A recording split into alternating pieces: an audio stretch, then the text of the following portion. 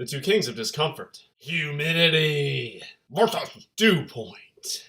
With no surprise, Apple and the Weather Channel did not sponsor me, so graphics guy, you're fired. Damn. Get it? I don't have a graphics guy, so let's do this the old-fashioned way.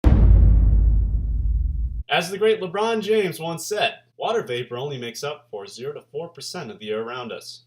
Let's take a cube out of the air right now. This entire glass represents 4% of that cube I just made. Okay, I know, it's not mathematically exact, but just hold with me here. Right now, it's half full, and now this represents 50% humidity. I should have cleaned this before the video. Humidity is a measure of how saturated the air is. The more water vapor that's in the air, the more saturated the air, and thus the higher the humidity. This is 50 now. This is 100 now. 50 now. 100 now. 50 now. 100. Jeez. I can do that all day, but I won't.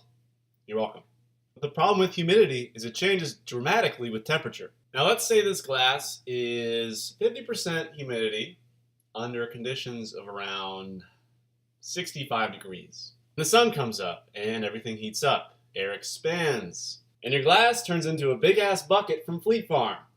Fleet Farms, please sponsor me. No shame, brother gotta get paid. Now that 50% humidity is in a larger volume, and as a result represents a much smaller percentage of the air, which is why humidity is misleading. Now, if only there was something that didn't change with temperature, something that stayed consistent, that told you how much moisture is actually in the air. Now get ready for humidity's jealous older brother. Don't be jealous that I've been chatting online with babes all day. When air cools, it condenses. That big old bucket turns back into a water glass. Let's say this glass still represents 65 degrees, and the dew point is 50.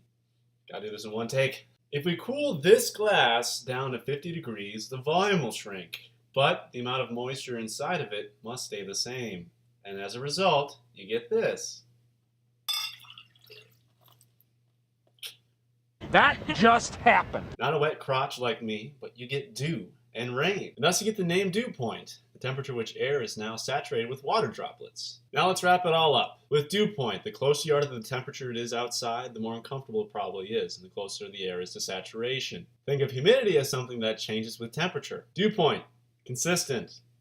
Humidity, all over the place. So next time your grandma's sitting in church and says, "Oh Lord, it is humid outside," you tell her, the dew point's very close to the actual temperature outside, and the air is nearly saturated with water vapor, making it hard for the sweat on your brow to evaporate in the surrounding air and to cool us off. Time to put you in a hole!